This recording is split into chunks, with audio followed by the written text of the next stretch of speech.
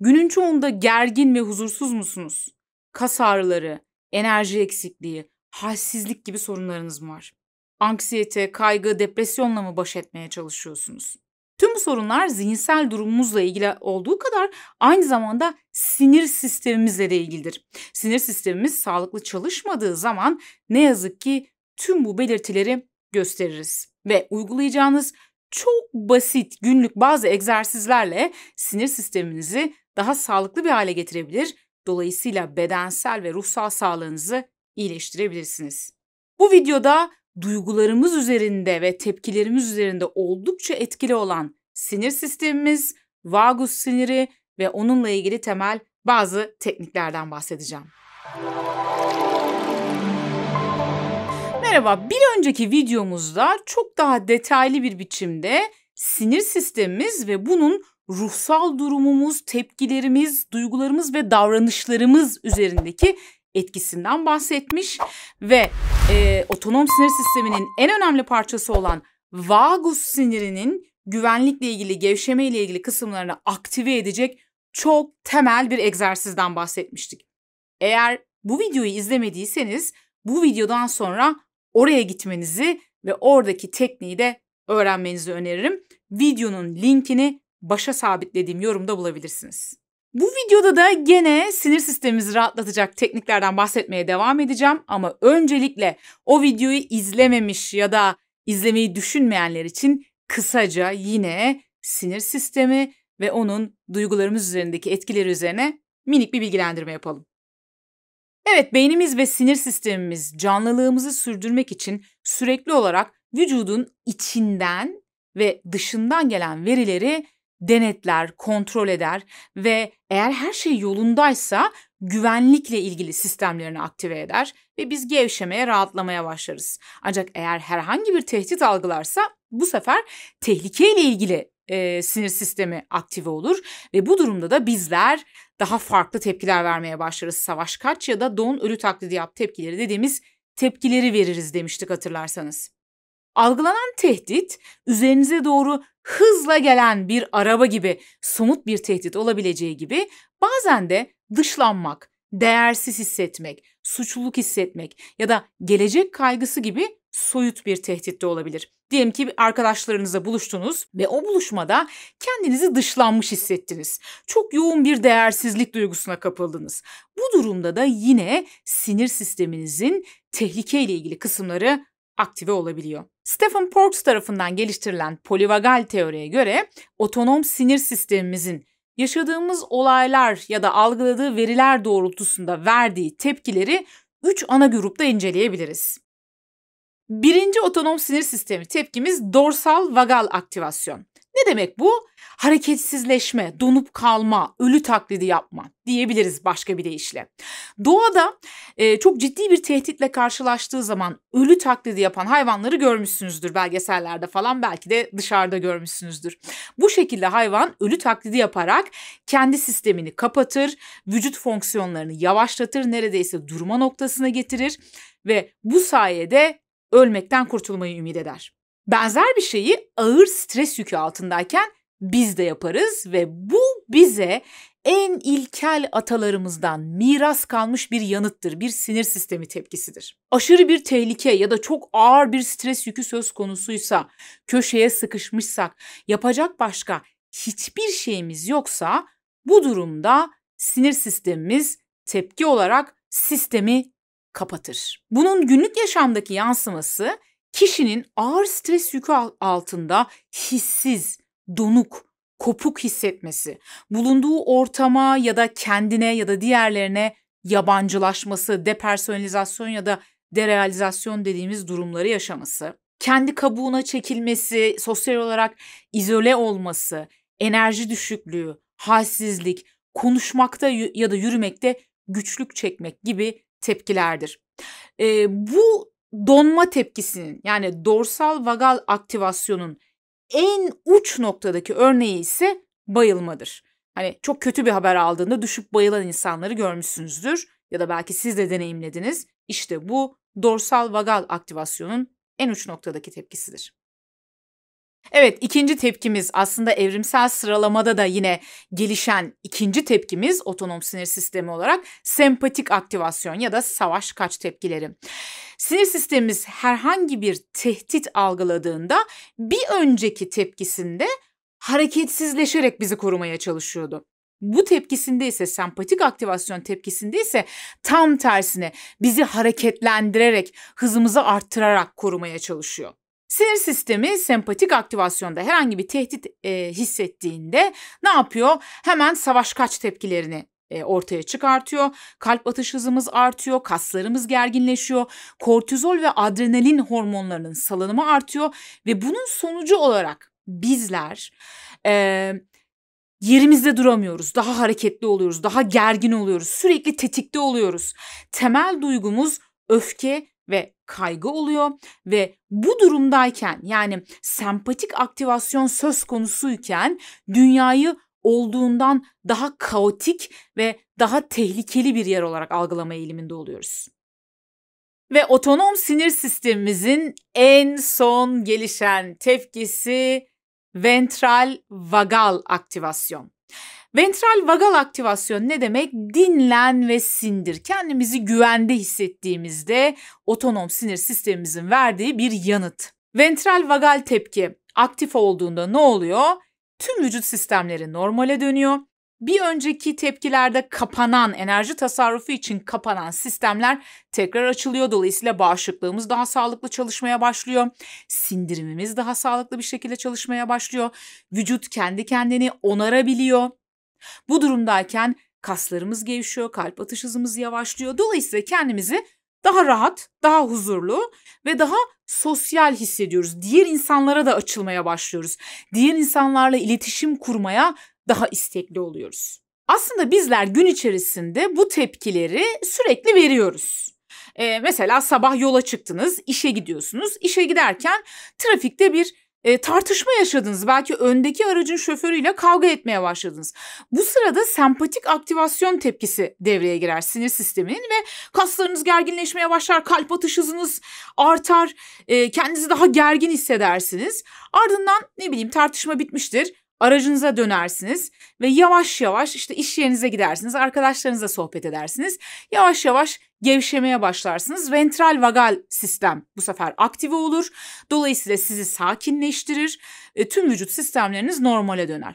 Sonra otururken iş yerinde gayet sakinken diyelim ki birden bir telefon aldınız ve çok yakın ve çok sevdiğiniz birinin diyelim ki Allah korusun ölüm haberini aldınız. Şimdi bu noktada tabii ne oluyor? Bu noktada telefonu kapattıktan sonra kendinizi çok kötü hissetmeye başladınız. Belki dona kaldınız. Ne hissedeceğinizi bilmiyorsunuz. Hissizleştiniz. Belki böyle birdenbire ortamdan koptunuz. Kendinizi yabancılaşmış hissediyorsunuz. İşte bu durumda da bu sefer dorsal vagal aktivasyon dediğimiz ölü taklidi yapma, yani sistemi kapatma tepkisi aktive oluyor. Şimdi bunların her biri son derece gerekli ve sinir sistemimizin aslında canlılığımızı sürdürmek adına verdiği tepkiler. Ancak sorun bu tepkilerin yoğunluğu ve gün içerisinde ne sıklıkla görüldüğü. Şimdi sağlıklı bir sinir sisteminde gün içinde çoğunlukla güvenlikle ilgili yani ventral vagal aktivasyon söz konusudur. Dolayısıyla günün çoğunda aslında rahat, dingin, gevşemiş hissetmemiz beklenir. Ancak eğer siz kronik bir strese maruz kalıyorsanız yani sürekli olarak belli bir şiddette strese maruz kalıyorsanız ya da geçmişten gelen çözümlenmemiş bir travmanız varsa bu durumda günün çoğunda sinir sisteminizin tehlikeyle ilgili kısımları aktif oluyor. Yani dorsal vagal ya da sempatik aktivasyon yüzdesel olarak daha fazla görülüyor sinir sisteminizde. İşte bu durumda beraberinde sağlıksızlaşmayı getiriyor. Çünkü eğer sinir sisteminizin tehlikeyle ilgili kısımları gün içerisinde yüzdesel olarak daha fazla aktifse bu durumda sürekli olarak kendinizi gergin hissedersiniz, sürekli tetikte olursunuz, alıngan olursunuz, öfkeli olursunuz, kaygılı olursunuz. Bir süre sonra hatta kopuklaşmaya, hissizleşmeye ve depresifleşmeye başlarsınız. Dolayısıyla tüm bunlar bir süre sonra ruhsal ve bedensel sağlığımızı olumsuz yönde etkiler. Aslında sinir sistemimizin bu tepkileri bir kas gibidir. Siz en yoğun hangisini kullanırsanız o tepki güçlenir ve o tepki otomatikleşir. Yani bir süre sonra sürekli o tepkiyi göstermeye başlarsınız ağırlıklı olarak. Fakat işin iyi bir yanı var. İşin iyi yanı sinir sistemimizin bu çalışma biçimini değiştirebiliriz. Nasıl değiştirebiliriz? Sinir sistemimizin güvenlikle ilgili, huzurla ilgili, rahatlamayla ilgili kaslarını çeşitli egzersizlerle güçlendirebiliriz. O zaman güvenlikle ilgili yani ventral vagal aktivasyonu çalıştıracak bir takım egzersizler yaptırırsak eğer kendimize, bedenimize, bu durumda sinir sistemimizi daha sağlıklı çalışır ve daha uygun tepkiler verir bir hale getirebiliriz. Şimdi bununla ilgili egzersizlerden en temel ve en etkili bir tanesini bir önceki videomda anlatmıştım. Bu videodan sonra mutlaka ona gitmeyi unutmayın. Diğer teknikler neler? Gelin onlara bakalım şimdi. Evet, birinci teknik çok basit. Yüzü hafifçe okşamak, stresli olduğunuzda, gergin olduğunuzda. Aslında zaten biz bunu bilinç dışı bir şekilde yapıyoruz farkında olmadan. Stresli olduğumuz an çoğumuz ellerini yüzüne götürür, işte yüzünü ovuşturmaya başlar. Gerçekten de yüz kaslarımız ve yüz derimiz vagus sinirinin kolları tarafından donatılmıştır. Ve hafifçe yüzümüzü okşamak bu sinirler aracılığıyla ventral vagal aktivasyonu sağlar. Bir diğer teknik masaj. Orta derecede baskılı bir masaj ventral vagal aktivasyonu sağlıyor. Dolayısıyla şöyle masaj konusunda ehil, iyi birisini bulursanız orta baskılı masaj da yine size iyi gelebilir. Öz şefkat ve kalbe dokunuş. Şimdi öz şefkat meditasyonlarında ki bizim kanalımızda da var, şuradan ulaşabilirsiniz. Genellikle kişilerin İki elleri üst üste konulur ve kalplerinin üzerine yerleştirilir ve meditasyon sırasınca ellerinin vücut üzerindeki sıcaklığını hissetmeleri, bu sıcaklığın bütün vücuda yayılmasını hissetmeleri istenir. Gerçekten de bu hareket ventral vagal aktivasyonu yani güvenlikle ilgili sistemleri aktive eder. Dolayısıyla kendimizi daha rahat ve güvende hissederiz. Tabii tek yol bu mu? Yine bir başka çalışmada ellerimizi çanak şekline getirip parmak uçlarımızı alnımıza koyarak gözlerimizi kapatmak ve o sıcaklığı hissetmek de yine yüz kaslarında o sıcaklığı hissetmek de yine ventral vagal aktivasyona katkı sağlıyor. Ve bir diğer teknik şarkı söylemek ya da mırıldanmak. Şarkı söylemek ventral vagal aktivasyonu güçlendiriyor. Eğer şarkı söyleyemiyorsanız, ben mi yapamam diyorsanız işin iyi yanı mırıldanmak da aynı etkiyi gösteriyor yapılan araştırmalara göre. Hatta 2011 yılında yapılan bir çalışma om şeklinde mırıldanmanın ventral vagal aktivasyonu arttırdığını bize gösteriyor. Evet, 5. teknik sallanan sandalye kullanmak. Enteresan değil mi? Polivagal teorinin geliştiricisi Stephen Parks diyor ki sallanma doğrudan ve verimli bir şekilde vagusu etkiler. Rochester Üniversitesi'nin Hemşirelik Yüksekokulu'nda yapılan bir çalışmada demans hastalarının sallanan sandalye kullanımının ardından denge becerilerinin geliştiği ve bunun yanı sıra stres, kaygı ve endişeyle ilgili ifadelerinin azaldığı gözlemlenmiş. Evet, 6 sıcaklık. Her anlamda sıcaklık. Yani bu ister sosyal bir sıcaklık olsun, bir şefkat olsun, isterse sıcak bir ortam ya da sıcak bir şeye dokunmak olsun. Sosyal ve fiziksel sıcaklığı işlemleyen beyin ve vücut sistemleri ortak sinir yollarını paylaşır. Sıcak bir duş almak, sıcak bir ortamda bulunmak, belki sıcak bir kahve fincanına dokunmak ya da bir sıcak su torbasına sarılmak ventral vagal aktivasyonu tetikliyor. Dolayısıyla kendimizi daha huzurlu ve daha rahat hissetmeye başlıyoruz. Ve her derde deva mindfulness tekniğimiz, yani neredeyse herhalde her videomda bir yardımcı teknik olarak mindfulness'tan bahsediyorum. Gerçekten de mindfulness tekniği pek çok sorunda etkili, bunda da etkili. Mindfulness'ta ne yapıyoruz bir kere?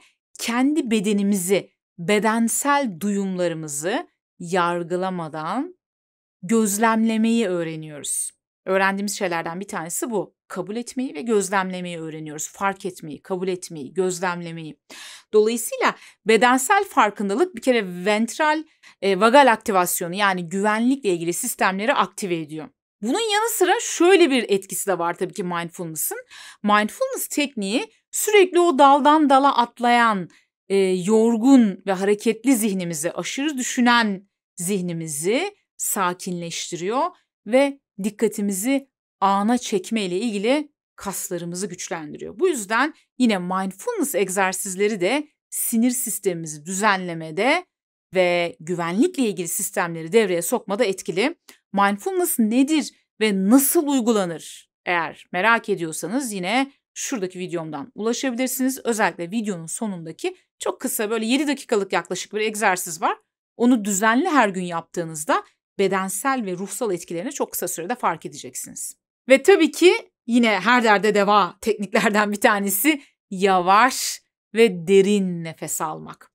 Yavaş ve derin nefesler almaya başladığınız zaman özellikle nefes veriş sürenizi alış sürenizden daha uzun süre tutarak gerekirse çarpı 2 şeklinde nefesler alıp vermeye başladığınızda ventral vagal aktivasyon sağlıyorsunuz. Vagus sinirini uyararak vücudunuzun gevşemesini, kalp atış hızınızın yavaşlamasını, kaslarınızın gevşemesini sağlıyorsunuz.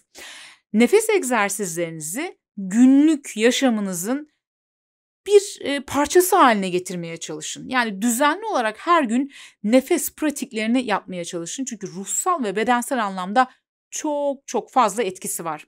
Bu etkiler ne?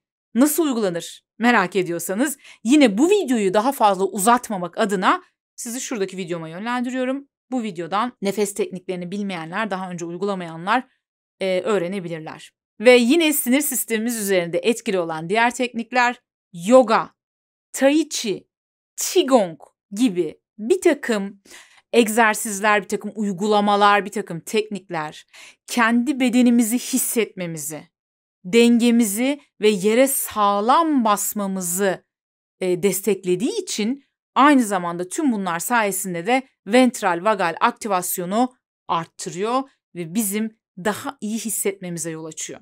Tabii tüm bu uygulamalar aynı zamanda vücudumuzu esnetiyor, enerji miktarımızı arttırıyor ve kendimizi ruhsal ve bedensel olarak çok daha iyi hissetmemize yardımcı oluyor.